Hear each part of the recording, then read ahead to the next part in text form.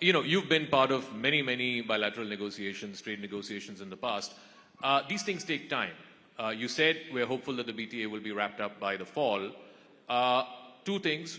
What happens if it doesn't and if it takes longer than that? And two, how confident are you that you can actually wrap it up by the fall? Well, I've always wondered why it takes such a long time. Frankly, I've never figured it out. You tell us. No, I've never figured it out because, I see, we have trade negotiations which have been going on for decades. And the negotiators meet, I think, every 6 months or 3 months or 4 months. And I wonder why. I mean, if I were doing a negotiation, I'd be at it till I got the job done. And I think today, when I look back at the last, since the Prime Minister's visit, I'd say mid-Feb, so we're about 6 weeks since then, we've actually had multiple rounds in this period. I think we've had more periods, discussions with the Americans in the last 6 weeks than I suspect we've had with the Europeans in the last 2 years. Wow. More discussions with the US in the last 6 weeks than what you've had with Europe in 2 years. But you're also sort of accelerating the FTA talks with EU, with UK and so on. Do you think that, this is a 35,000 feet view question, do you reckon that Mr. Trump, by doing what he's doing, is forcing other countries to, start trading more with each other and start, processing these FTAs in a quicker fashion? Look, you are attributing everything in a way to President Trump. I understand why. But I want you to look at it for a moment from an Indian perspective. Sure. Okay? Let us say, since the beginning of reform, 1990s, in 30 years, what are your FTA agreements? They're largely to the economies east of India, with the ASEAN, with ASEAN members, with Japan, with Korea, Australia, which is not the same. Now, where are actually your many of these are competitive economies. Yeah. Okay? In fact, with most of these countries, we are running today trade deficits. Now, where is the natural growth potential for our exports? It's to the countries west of us. It's in the Gulf, it's in Europe, it's in the UK, it's in the United States, possibly in Latin America.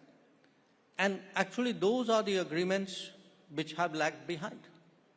So it's been our endeavor, I can tell you. I mean, from 2014, for example, we've been pressing the Europeans saying, look, can we re-engage, because we had stopped engaging. Then after Brexit, we responded very quickly to the UK's interest in reaching an agreement. We see an opportunity, in the current situation vis-a-vis the United States. These are, to me, really the priorities which we should be doing. We should be doing it in our own interest, not because some other president of another country says he's created a situation. I want to talk a little bit about Europe, because you had sort of become a bit of a lightning rod for them about talking about oil imports from Russia, saying how can you import from a country that's gone into war and invaded and so on. And you've laid out very articulately for India and for the rest of the world what India's position is. Now the same Europeans are scampering for an FTA with India. Do you see a double standard there? Or? No. I think you're being unfair to Europe. Yes, you're being unfair to Europe. I think the Europeans were serious about an FTA earlier. It's just we haven't seen that kind of urgency. Maybe their way of working is different. So I can't expect everybody to be the same. So they take, typically they have taken much longer periods between interacting with each other. My point is that, Europe today, I think, realizes the importance of deeper ties with India and the relevance of the FTA for that purpose. We had in the end of February 21 European commissioners led by President von der Leyen visiting India, very unique happening. not just for India, even for them. They don't normally do that.